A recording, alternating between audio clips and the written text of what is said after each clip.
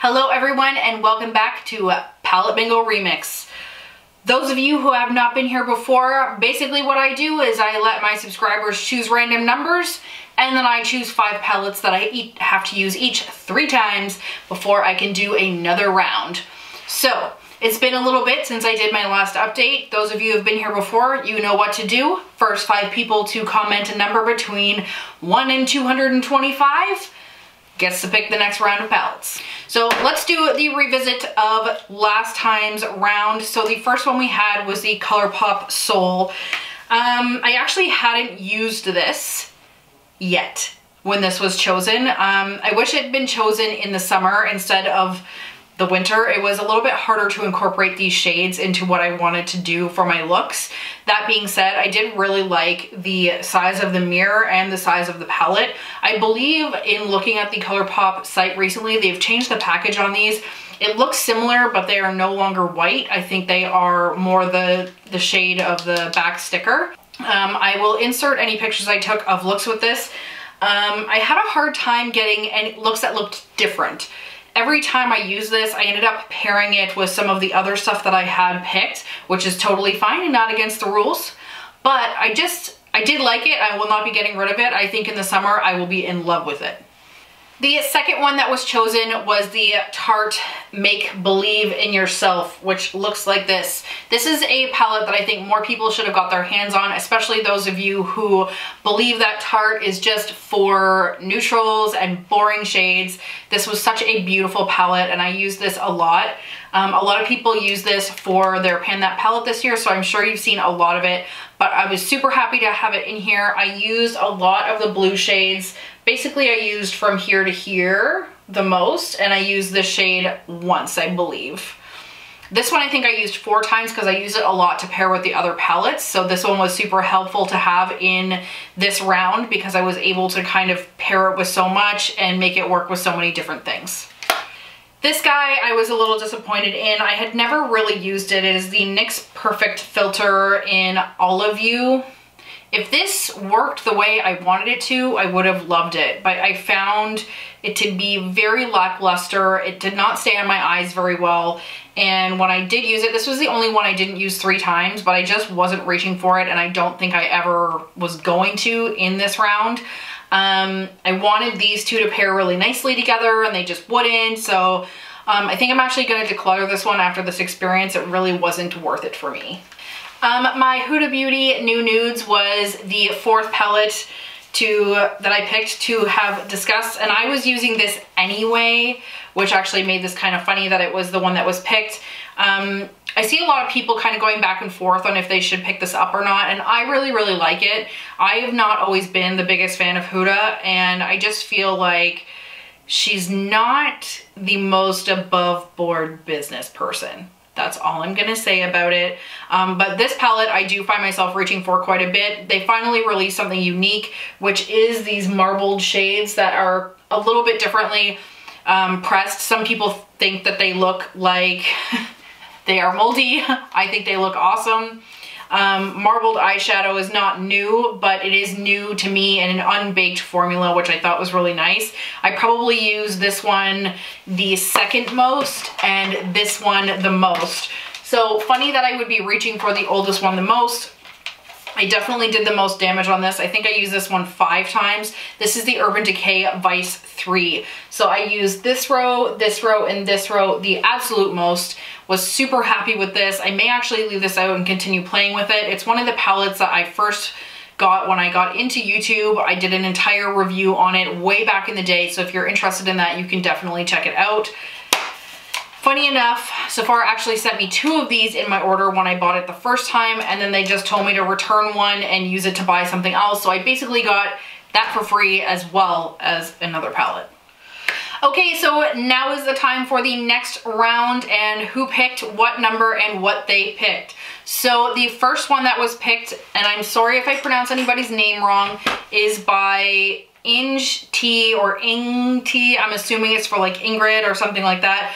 And they chose number 52, which is the Urban Decay Emo. For me, I actually depotted that palette, so it's in here. So I'm going to count this entire palette. This is actually what I'm using today, and I had already had it out. I'm trying to hit pan on the green shade there, which is from the Dangerous palette, but the Emo palette is these guys here. I did get rid of Polyester Bride as well as the black shade, which I can't remember what it was called, but it's the black shade. It was black matte with glitter, and I just don't want that in my life. And then these three up here are some Kat Von D shades. So the look I'm actually wearing today is this shade in the crease, blue on the inner corner, this shade, which is basically just like a champagne on the lid on the inside, or on the outside, sorry, and then a little bit of the purple on the other side. So I find myself reaching for this a lot, even though I had intended to declutter it. I had put them in a declutter pile, pulled them back out, depotted them, put them in here, and now I'm reaching for them a lot again. So thank you for choosing this palette, because it actually forces me to hit pan on that green. I actually have to thank a lot of people because there's lots of palettes in here I really wanted to focus on but haven't been lately. Brittany P chose number 67, which is the Colored Rain Queen of Hearts. I've just taken the sleeve off of it. So I bought this way behind everyone else. It looks like this. And this is exactly the kind of color story that speaks to me. I bought it, used it once or twice, it ended up going in the drawer. I bought this at a time when I bought so many other things and I was completely overwhelmed in my collection. I ended up just kind of like using things one time, getting a general thought on it, and tossing it in my cabinet, and then it was just kind of there, which is why we do Palette Bingo Remix, to make sure that we're working through our palettes and really going for it. So palette number 3 was chosen by Mary, not Kurt. Mary, I actually love your comments. It really makes me laugh because you always sign the Mary, not Kurt. I know that you use your, I'm assuming spouse's Google account to subscribe to channels, so I kind of love that you do that. It makes me laugh every time you sign off your comments. You chose number 24, and that was my all-time favorite palette of last year, and that is the Pat McGrath Mothership 5. So funny enough, I actually haven't used this yet this year. I haven't used any of my Pat McGrath palettes this year. I have been focusing so much on Palette Bingo Remix and hitting pan on some of those products I mentioned in the products I want to use up in 2019 that these have just kind of been put aside, even though I love them. So when I saw that this was one of the ones I picked, or sorry, that you picked, I was literally like, yes! And like, I don't know what's stopping me from using them. Like, I can use them whenever I want. This is probably, this was most definitely my most used palette of 2018. It was by a landslide, like 500% used more than anything else. And it was something I had only from about November. So once I actually picked this up, I ordered it. Yes, I definitely ordered it in Jamaica, because I remember I was sitting on my in my hotel room pool and I saw it come up and I was like, mine. So pretty pumped about this. So Helene chose number 200, which is the Wet n Wild Rose in the Air. So I bought a whole bunch of Wet n Wild.